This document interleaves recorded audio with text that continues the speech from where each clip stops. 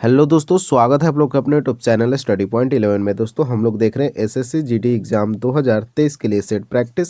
और आज के इस वीडियो में बात करेंगे हम लोग जीके, जीएस और मोस्ट इम्पोर्टेंट करेंट अफेयर्स का सेट नंबर 14 का। इससे पहले हम लोग 13 सेट को देख चुके हैं और 14 सेट आपके हिंदी सेक्शन का कर चुके हैं। अगर ये सारे वीडियो आपको देखना है तो प्लेलिस्ट बना हुआ है चैनल पर, जाकर आप आसानी से देख सकते हैं।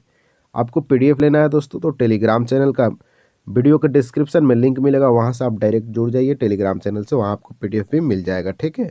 और अभी तक आप में से किसी भी छात्र ने चैनल को सब्सक्राइब नहीं किया तो बिल्कुल चैनल को सब्सक्राइब कर लेना है और बेल आइकन को जरूर प्रेस करना है। ठीक है दोस्तों, बेल आइकन को जरूर दबा लेना है पूरे जीडी एग्जाम तक, क्योंकि बहुत सारे वीडियो आने वाले हैं आपके जीडी एग्जाम से रिलेटेड। तो आपके लिए काफ़ी इंपॉर्टेंट है दोस्तों कि आप लोग चैनल को सब्सक्राइब करके बेल आइकन को दबा लेंगे और वीडियो को अपने दोस्तों को भी शेयर भी करना है। जितने भी जीडी व्हाट्सएप ग्रुप है दोस्तों, टेलीग्राम ग्रुप है, वहाँ अपने दोस्तों को भी शेयर भी करना है इस वीडियो को।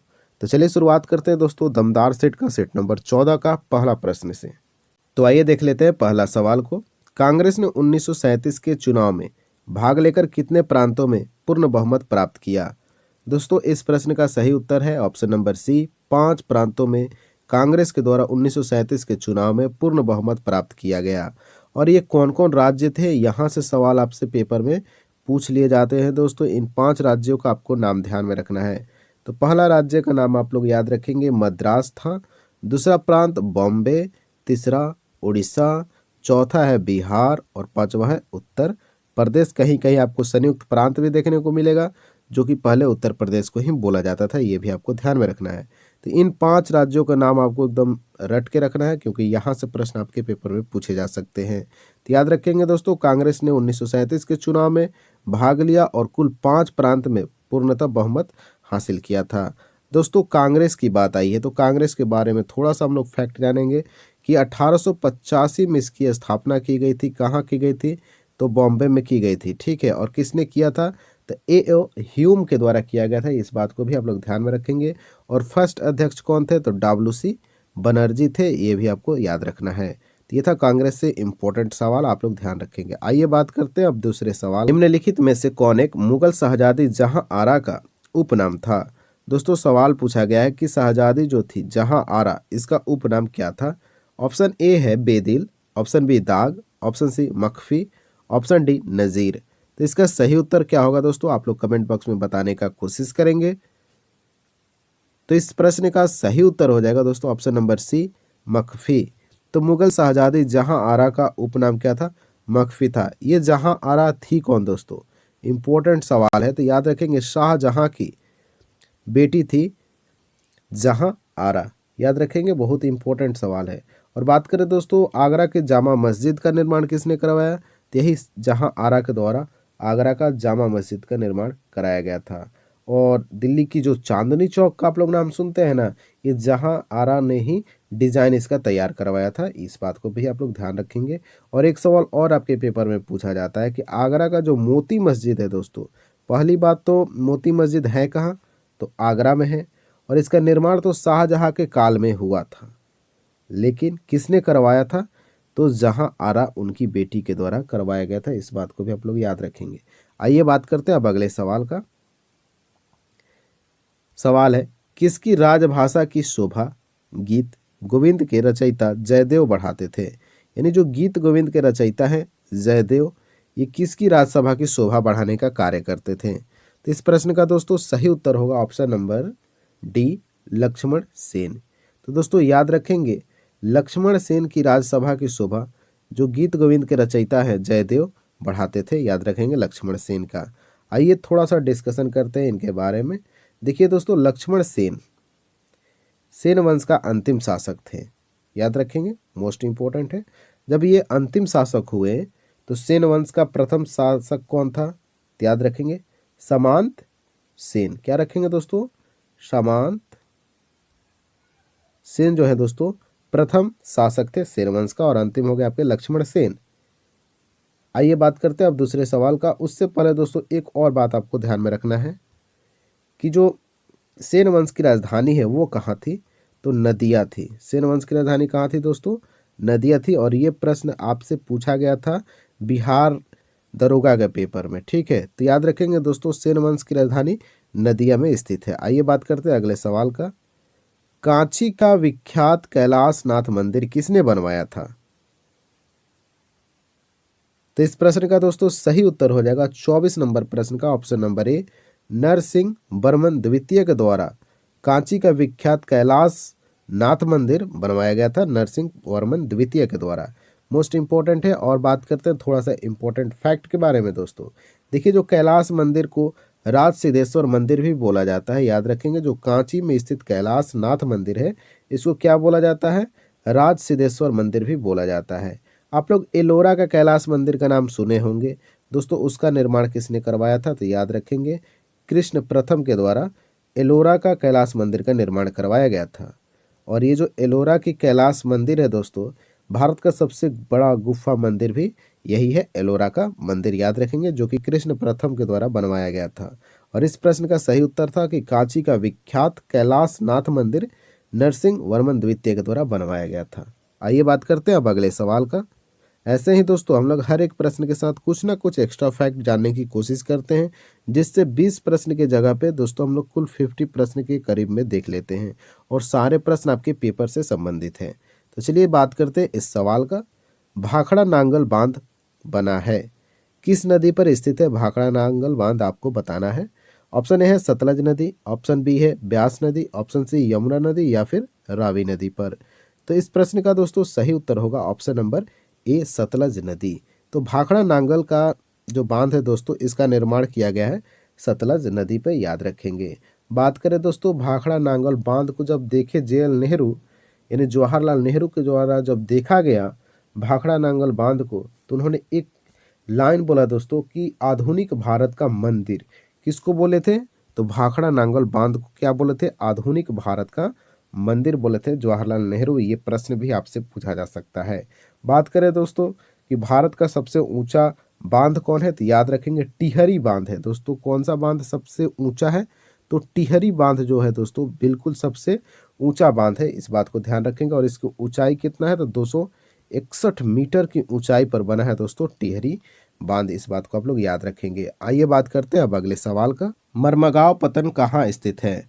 दोस्तों पतन का मतलब होता है बंदरगाह, तो आपको बताना है कि मरमगांव बंदरगाह जो है वो कहाँ स्थित है। तो इस प्रश्न का सही उत्तर दोस्तों ऑप्शन नंबर सी हो जाएगा, गोवा में स्थित है। याद रखेंगे, मरमगांव पतन कहाँ स्थित है? गोवा में स्थित है। अच्छा, आपको ये भी याद रखना है कि मरमगांव पतन जो है किस लिए प्रसिद्ध है, किस लिए फेमस है? तो यहाँ लौह इस्पात का निर्यात किया जाता है दोस्तों इस बंदरगाह से। याद रखेंगे, लौह इस्पात का निर्यात किया जाता है मरमगांव पतन गोवा में जो स्थित है। आइए बात करते हैं अब अगले सवाल का। प्रसिद्ध पुस्तकों में से कौन सी ऑस्टिन के साथ संबंधित है? तो दोस्तों इस प्रश्न का सही उत्तर होगा कि ऑस्टिन के द्वारा इनमें से कौन सा किताब लिखा गया है? तो ऑप्शन ए में जो दिख रहा है लेक्चर्स ऑन ज्यूरिस्प्रूडेंस, ये लिखा गया है ऑस्टिन के द्वारा। याद रखेंगे। और बात करते हैं, थोड़ा ऑप्शन डिस्कशन कर लेते हैं। लेविनाथन आपको ऑप्शन में दिख रहा है, ऑप्शन नंबर बी में। तो ये किसके द्वारा लिखा गया है? तो दोस्तों याद रखेंगे, मोस्ट इंपॉर्टेंट पर्सन है थॉमस हब्स। कौन दोस्तों? थॉमस हब्स के द्वारा लिखा गया है लेविनाथन। और सोशल कॉन्ट्रैक्ट की बात किया जाए तो यह पुस्तक लिखे हैं रूसो साहब ने। किसने लिखा है दोस्तों? रूसो ने लिखा है सोशल कॉन्ट्रैक्ट ने। आइए बात करते हैं अब अगले सवाल का। भारतवर्ष में खातेदारों की अधिकतम संख्या को बचत बैंक सुविधा किसने प्रदान की है?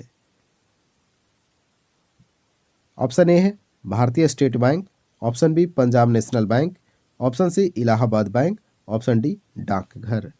तो इस प्रश्न का दोस्तों सही उत्तर होगा ऑप्शन नंबर डी, डाकघर। तो भारतवर्ष में खातेदारों की अधिकतम संख्या को बचत बैंक सुविधा देने वाला कौन है? तो डाकघर है। याद रखेंगे, मोस्ट इंपॉर्टेंट प्रश्न है जो कि आपके पेपर में पूछा जा सकता है, और आप गलती भी यहाँ कर सकते हैं। तो गलती से बचने के लिए आपको लगातार सेट प्रैक्टिस के साथ जुड़े रहना है दोस्तों, और वीडियो को शेयर तो जरूर करते रहिए, ठीक है। तो इस प्रश्न का राइट आंसर होगा आपका ऑप्शन नंबर डी, डाकघर। देखिए, डाकघर का विभाग जो है ना, इसका निर्माण किसने किया था, इसकी स्थापना किसने किया था?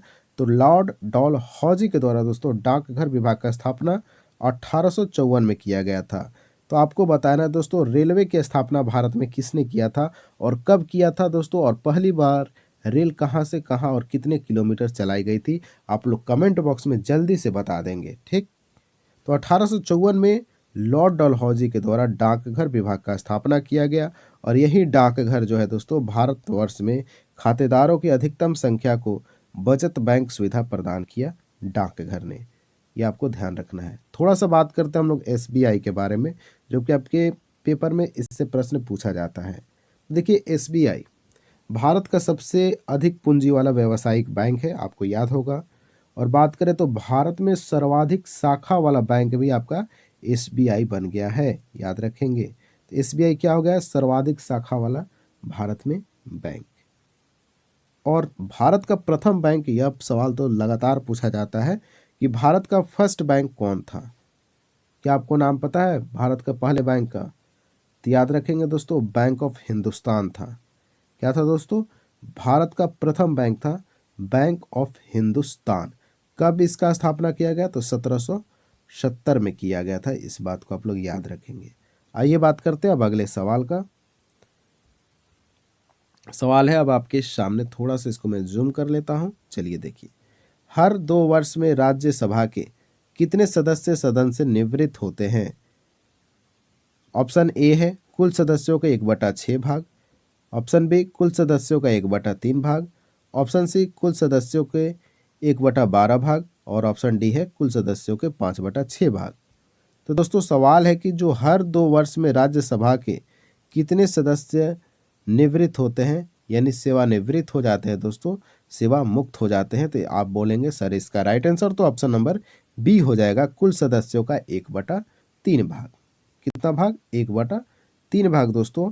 हर 2 वर्ष में राज्यसभा के सदस्य जो हैं वो सेवानिवृत्त हो जाते हैं और उनका उसी समय नए सदस्यों को जोड़ लिया जाता है 1/3 भाग। ठीक है, यानी जितना सीट खाली हुआ उतना सीट को 2 वर्षों के बाद भर लिया जाता है। थोड़ा सा यहाँ इंपॉर्टेंट फैक्ट है, उसको हम लोग देखेंगे, जो कि आपके पेपर में लगातार पूछे जाएंगे। तो भारतीय संविधान का अनुच्छेद 80 के तहत ही राज्यसभा का गठन होता है, पहला फैक्ट। दूसरा फैक्ट की बात करें कि राज्यसभा में सदस्यों की अधिकतम संख्या कितना होता है, तो 250 संख्या होता है अधिकतम राज्यसभा में। तीसरी बात करें कि आप राज्यसभा के सदस्य कब बन सकते हैं, आपके न्यूनतम उम्र कितना रहना चाहिए, तो 30 वर्ष। कितना रहना चाहिए दोस्तों? 30 वर्ष न्यूनतम उम्र होना अनिवार्य है राज्यसभा के सदस्य बनने के लिए। और बात करें दोस्तों कि राज्यसभा और राज्य विधान परिषद के सदस्यों का कार्यकाल कितना होता है, कितने सालों के लिए उनको चुना जाता है, तो 6 वर्षों के लिए उनका सदस्य बनाया जाता है। राज्यसभा की बात करें या फिर राज्य विधान परिषद की बात करें, 6 वर्ष के लिए सदस्य को चुना जाता है। आइए बात करते हैं अब अगले सवाल का। दोस्तों अगर आपको ये सारे फैक्ट अच्छे लग रहे हैं, वीडियो का डिस्कशन अच्छा लग रहा है, तो आप लोग चैनल को थोड़ा शेयर करेंगे, वीडियो को शेयर करेंगे अपने दोस्तों के बीच। कागज पर पेंसिल से लिखते समय किस प्रकार का बल लगाया जाता है? मोस्ट इंपॉर्टेंट सवाल है। तो कागज पर दोस्तों पेंसिल से जब लिखा जाता है उस समय इस पर कौन सा बल कार्य करता है, तो आप बोलेंगे कि right answer option number C हो जाएगा सर, घर्षण बल कार्य करता है। जब हम लोग कागज और पेंसिल से लिखते हैं तो कौन सा बल काम करता है? घर्षण बल काम करता है। अच्छा, घर्षण बल के कारण हम चल पाते हैं, क्या कर पाते हैं दोस्तों? चल पाते हैं। अगर घर्षण बल नहीं रहता तो हम चल नहीं पाते। गाड़ी के पहियों को खुरदरा क्यों बनाया जाता है? क्योंकि घर्षण बल इस पर काम करे दोस्तों और गाड़ी गिरे नहीं, फिसले नहीं। इस बात को आप लोग नोट कर लेंगे। घर्षण बल कम होने पर चलना बिल्कुल मुश्किल बात है दोस्तों, चल ही नहीं पाएंगे अगर घर्षण बल 0 हो जाए तो। आइए बात करते हैं अब अगले सवाल का। निम्नलिखित आवृत्तियों में से हमारा कान किन आवृत्तियों को नहीं सुन सकता है? ऑप्शन ए है 250 hertz, option B 2500 hertz, option C 25,000 hertz, option D 25 hertz. तो इस प्रश्न का दोस्तों सही उत्तर हो जाएगा ऑप्शन सी, 25,000 हर्ट्ज आवृत्ति को नहीं सुन सकता है हमारा कान। याद रखेंगे, इंपॉर्टेंट पॉइंट है। आइए कुछ इंपॉर्टेंट पॉइंट को डिस्कस कर लेते हैं फटाफट। देखिए 20 हर्ट्ज से नीचे की ध्वनि को क्या बोलते हैं? अवश्रव्य तरंग बोलते हैं दोस्तों। क्या बोलते हैं? अवश्रव्य तरंग बोलते हैं, जिसको हम लोग नहीं सुन पाते हैं। दूसरा पॉइंट है कि 20 हर्ट्ज से लेकर 20,000 हर्ट्ज की जो आवृत्ति वाली ध्वनि होती है इसको बोलते हैं श्रव्य तरंग बोलते हैं। क्या दोस्तों बोलते हैं? श्रव्य तरंग बोलते हैं यानी ऑडिबल वेव्स बोलते हैं, जिसको हमारा कान बिल्कुल आसानी से सुन पाता है 20 हर्ट्ज से लेकर 20,000 हर्ट्ज के बीच। तीसरा आता है दोस्तों 20,000 हर्ट्ज से ज़्यादा आवृत्ति वाले ध्वनि को क्या बोलते हैं दोस्तों? पराश्रव्य तरंग बोलते हैं। क्या दोस्तों बोलते हैं? पराश्रव्य तरंग बोलते हैं, जिसको हमारा कान नहीं सुन सकता है। तो देखिए ये 20,000 से अधिक है ना, 25,000 है, तो इसलिए हमारा राइट आंसर हो गया था ऑप्शन नंबर सी 25,000 हर्ट्ज। आइए बात करते हैं अब अगले सवाल का। निम्नलिखित में से दूध से क्रीम निकालने की विधि का नाम क्या होता है? ऑप्शन ए है परासरण दाब विधि, ऑप्शन बी अभिकेंद्र बल विधि, ऑप्शन सी संघनन विधि या फिर अपकेंद्रण विधि। तो इस प्रश्न का राइट आंसर दोस्तों हो जाएगा ऑप्शन नंबर डी, अपकेंद्रण विधि के द्वारा दूध से क्रीम निकाला जाता है। याद रखेंगे, दूध से क्रीम निकालना कौन सा विधि है? तो अपकेंद्रण विधि के तहत निकाल लिया जाता है। जैसे आपको ये भी फैक्ट याद रखना है दोस्तों कि कपड़ा सुखाने की जो मशीन होती है वो किस सिद्धांत पे कार्य करता है? तो याद रखेंगे अपकेंद्रण विधि सिद्धांत पर कार्य करता है आपका कपड़ा सुखाने का मशीन। आइए बात करते हैं अब अगले सवाल का। एक ही पदार्थ के विभिन्न अणुओं में जो आपसी आकर्षण होता है क्या कहलाता है? ऑप्शन ए है आसंजक बल, ऑप्शन बी अंतराणविक बल, ऑप्शन सी संसंजक बल और ऑप्शन डी गुरुत्वीय बल। तो दोस्तों इस प्रश्न का सही उत्तर होगा ऑप्शन नंबर ए, आसंजक बल कहते हैं उसको। यानी एक ही पदार्थ के विभिन्न अणुओं में जो आपसी आकर्षण होता है उसको आसंजक बल बोलते हैं। और इसी बल की वजह से दोस्तों एक वस्तु दूसरे वस्तु से क्या होती है? चिपक जाती है। किस बल के कारण? तो आसंजक बल के कारण। जैसे एग्जाम्पल ले लीजिए, ब्लैक बोर्ड पर अगर आप चौक से लिखते हैं तो दोनों आपस में क्या हो जाते हैं? चिपक जाते हैं। तो यह किसके कारण होता है? तो आसंजक बल के वजह से होता है। दोस्तों आपसे एग्जाम्पल से प्रश्न पूछे जा सकते हैं कि ब्लैक बोर्ड पर अगर आप चौक से लिखते हैं तो चौक और ब्लैक बोर्ड आपस में चिपक जाते हैं, यह कौन सा बल के कारण होता है? तो आप बोलेंगे कि सर आसंजक बल के कारण होता है। आइए बात करते हैं अब अगले सवाल है विश्व में कौन सा विश्वविद्यालय सबसे पहले स्थापित हुआ था? आपको बताना है दोस्तों, वर्ल्ड में बताना है कि कौन सा विश्वविद्यालय है वो सबसे पहले स्थापित हुआ था। ऑप्शन है हार्वर्ड विश्वविद्यालय, ऑप्शन बी है नालंदा विश्वविद्यालय, ऑप्शन सी है ऑक्सफोर्ड विश्वविद्यालय या फिर इनमें से कोई नहीं। तो दोस्तों इस प्रश्न का सही उत्तर होगा ऑप्शन नंबर बी, नालंदा विश्वविद्यालय। तो विश्व में नालंदा विश्वविद्यालय सबसे पहले स्थापित हुआ था। याद रखेंगे, मोस्ट इंपॉर्टेंट है। और नालंदा विश्वविद्यालय है कहाँ? तो हमारा प्यारा भारत देश में स्थित है नालंदा विश्वविद्यालय। यहाँ से प्रश्न लगातार पूछे जाते हैं नालंदा विश्वविद्यालय से। आइए देखते हैं कौन कौन प्रश्न पूछा जाता है। पहला प्रश्न ये पूछा जाता है कि जो हेनसांग है उसका संबंध किस विश्वविद्यालय से था? तो आप बोलेंगे कि हेनसांग का संबंध दोस्तों नालंदा विश्वविद्यालय से ही था। दूसरा सवाल आपसे पूछा जाता है कि नालंदा विश्वविद्यालय को किसने तहस नहस किया, ध्वस्त किया? तो याद रखेंगे बख्तियार खिलजी था जिसने नालंदा विश्वविद्यालय को तहस नहस किया। देखिए दोस्तों, जब अनपढ़ शासक हो जाएंगे तो पढ़ने लिखने वाले विश्वविद्यालय हो चाहे स्कूल हो उसको तो नष्ट करेंगे ही। उसमें ही से ही था बख्तियार खिलजी जिसने नालंदा विश्वविद्यालय को ध्वस्त किया था दोस्तों, उस पर हमला किया था, उस पर अटैक किया था दोस्तों, जो कि विश्व का पहला विश्वविद्यालय है नालंदा विश्वविद्यालय। अब याद रहेगा आपको ये सारे प्रश्न।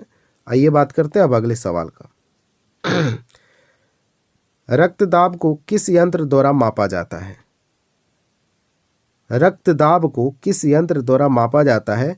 यानी 0% चांस है कि इसमें आपकी गलती होगा। अगर आपका यह प्रश्न भी गलत होता है तो आपको तो अभी बहुत ज़्यादा मेहनत करना पड़ेगा, ठीक है। तो इस प्रश्न का दोस्तों सही उत्तर होगा रक्तदाब को किस यंत्र द्वारा मापा जाता है? तो याद रखेंगे स्फिग्नोमीटर आपको ऑप्शन नंबर डी में दिखता होगा, यही आपका सही उत्तर हो जाएगा। स्फिग्नोमीटर के द्वारा रक्तदाब को मापा जाता है। तो आइए हम लोग एक एक करके ऑप्शन डिस्कशन कर लेते हैं। बैरोमीटर, बैरोमीटर से दोस्तों वायु दाब को मापा जाता है, ठीक है, वायु दाब को मापा जाता है बैरोमीटर से। हाइग्रोमीटर से आर्द्रता मापी जाती है। क्या मापी जाती है? आर्द्रता मापी जाती है। और हाइड्रोमीटर की बात करें दोस्तों, किसका? हाइड्रोमीटर। तो याद रखेंगे द्रव का अपेक्षिक घनत्व को मापा जाता है हाइड्रोमीटर से। यहाँ कंफ्यूज मत होइएगा, हाइग्रो आएगा तो आर्द्रता और हाइड्रोमीटर आएगा तो घनत्व, ठीक है। आइए बात करते हैं अब अगले सवाल का। मोस्ट इम्पोर्टेंट सवाल है आपके लिए यह प्रश्न। तो भगत सिंह को किस तिथि को फांसी की सजा सुनाई गई थी। दोस्तों मैं बार बार बोलता हूँ कि सबसे पहले आपको प्रश्न को पढ़ना है, समझना है, फिर उत्तर देना है, ठीक है। जल्दबाजी में अगर आपको आता हुआ प्रश्न भी गलत कर देते हैं तो बहुत ज़्यादा घाटा लग जाएगा आपको पेपर में, ठीक है। तो देखिए सवाल पूछा गया है कि भगत सिंह को किस तिथि को फांसी की सजा सुनाई गई थी। यानी सवाल ये पूछा गया कि फांसी की सजा किस तिथि को सुनाई गई थी। अगर आप लोग ध्यान से नहीं पढ़ेंगे तो आपको लगेगा कि फांसी कब दी गई थी। आप मार दीजिएगा 23 मार्च और हो जाएगा आपका प्रश्न गलत और लग जाएगा नेगेटिव चार्ज। तो इस प्रश्न का दोस्तों सही उत्तर होगा ऑप्शन बी 14 फरवरी। 14 फरवरी के दिन भगत सिंह को फांसी की सजा सुनाई गई थी और आज 14 फरवरी को वैलेंटाइन डे बनाया जाता है, ठीक है। तो वैलेंटाइन डे मनाया जाता है 14 फरवरी को। ये प्रश्न भी आपके पेपर में पूछा जाएगा और ये प्रश्न भी पूछा जा सकता है कि भगत सिंह को किस तिथि को फांसी की सजा सुनाई गई थी, तो 14 फरवरी को। याद रहेगा। आइए बात करते थोड़ा सा हम भगत सिंह के बारे में। देखिए दोस्तों, भगत सिंह को 14 फरवरी को फांसी की सजा सुना दी गई, ठीक है। भगत सिंह, राजगुरु, सुखदेव, ये तीन लोगों का नाम एक साथ आता है क्योंकि 23 मार्च को इन तीनों लोग का फांसी दिया गया था 1931 में। वर्ष भी आपको याद रखना है, 23 मार्च 1931 को भगत सिंह, राजगुरु और सुखदेव जैसे हमारे वीर सपूतों को फांसी दी गई थी 23 मार्च 1931 को। देखिए किस लिए फांसी दी गई थी, तो लाहौर षड्यंत्र केस में पकड़े गए थे 14 फरवरी 1931 को, इसलिए इनको फांसी दिया गया था। और इन्होंने तो सॉन्डर्स की हत्या ही कर डाली थी। क्या कर दिए थे दोस्तों, सॉन्डर्स की हत्या किए थे और इसका आरोप में इनको फांसी दिया गया था। आइए बात करते हैं अब अगले सवाल का। भारत ने कहाँ महात्मा गांधी कन्वेंशन सेंटर स्थापित किया, तो भारत ने महात्मा गांधी कन्वेंशन सेंटर स्थापित किया है नाइजर में। याद रखेंगे दोस्तों, नाइजर में बना है महात्मा गांधी कन्वेंशन सेंटर। आइए बात करते हैं अब अगले सवाल का। यह है हमारे करंट अफेयर्स का, पिछला सवाल भी था और यह सवाल भी आपके करंट अफेयर्स से। राष्ट्रमंडल खेल 2022 में भारतीय दल ने कितने स्वर्ण पदक जीते, तो स्वर्ण पदक की बात की गई है दोस्तों, यानी गोल्ड के बारे में पूछा गया। तो हमारा right answer option number C हो जाएगा कि भारत ने 2022 में भारतीय दल ने कुल 22 स्वर्ण पदक जीते हैं। ऐसे याद रखेंगे कि 2022 यानी 22 में भारतीय टीम ने 22 गोल्ड जीते। ऐसे भी आप रिलेट करके याद रख सकते हैं पेपर तक, ठीक है, क्योंकि हर साल ये सब बदलते रहते हैं। तो आपको याद रखना है कि राष्ट्रमंडल खेल 2022 में भारतीय दल ने कुल 22 स्वर्ण पदक जीते। अब यहाँ से सवाल पूछे जाएंगे कि कुल कितने पदक जीते, कांस्य पदक कितने जीते और आपसे रजत पदक कितने जीते, ये प्रश्न भी बन सकते हैं। तो कुल पदक तो 61 भारत जीता है राष्ट्रमंडल खेल 2022। अच्छा, इसका आयोजन क्या हुआ था, तो याद रखेंगे बर्मिंघम में हुआ था, जो कि इंग्लैंड में है। बर्मिंघम में हुआ था इसका आयोजन, इंग्लैंड। कुल 61 पदक भारतीय टीम ने जीता।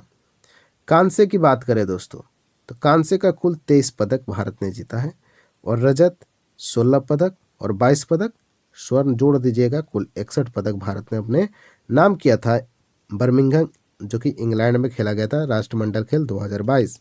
आइए बात करते हैं अब अगले सवाल का। किस देश ने 740 बिलियन अमेरिकी डॉलर के जलवायु परिवर्तन और स्वास्थ्य देखभाल बिल पर हस्ताक्षर किया है, तो इसका राइट आंसर दोस्तों ऑप्शन नंबर बी हो जाएगा, संयुक्त राज्य अमेरिका। तो संयुक्त राज्य अमेरिका ने 740 बिलियन अमेरिकी डॉलर के जलवायु परिवर्तन और स्वास्थ्य देखभाल बिल पर हस्ताक्षर किया है। तो हमारा राइट आंसर ऑप्शन बी संयुक्त राज्य अमेरिका हो जाएगा। आइए बात करते हैं आज के अंतिम सवाल, जिसका उत्तर सीधे आपको कमेंट बॉक्स में बताना है। सवाल पूछा गया है आपसे कि किसने पहला क्वीन एलिजाबेथ द्वितीय पुरस्कार जीता है, यानी कि क्वीन एलिजाबेथ द्वितीय पुरस्कार का आयोजन किया गया और इनमें से किसके द्वारा जीता गया। ऑप्शन ए है Rishi Sunak, option B Suella Braverman, option C Priti Patel, option D Ajay Mishra. Comment box में इस प्रश्न का उत्तर देना है, साथ ही आपको स्कोर भी शेयर करना है कि आपके कितने प्रश्न राइट हुए और कितने प्रश्न आपके रॉन्ग हुए, आपको कमेंट बॉक्स में बताना है। और वीडियो के दौरान जो भी प्रश्न मैंने पूछ रखा है उन प्रश्न का भी उत्तर आपको कमेंट बॉक्स में बता देना है। और दोस्तों मैं कोशिश करूँगा कि अब एक दिन में आपको 2 सेट कराया जाए, ठीक है, 2 सेट प्रैक्टिस कराया जाए, जिसके लिए मैं कोशिश कर रहा हूँ और आपको आज या कल से आपको मिलना भी शुरू हो जाएगा दोस्तों, ठीक है। तो आप लोग लगातार चैनल के साथ जुड़े रहें दोस्तों, जब तक आपका जीडी का एग्ज़ाम हो नहीं जाता है, ठीक। तो मिलते हैं दोस्तों नेक्स्ट वीडियो के साथ, तब तक के लिए जय हिंद, जय भारत।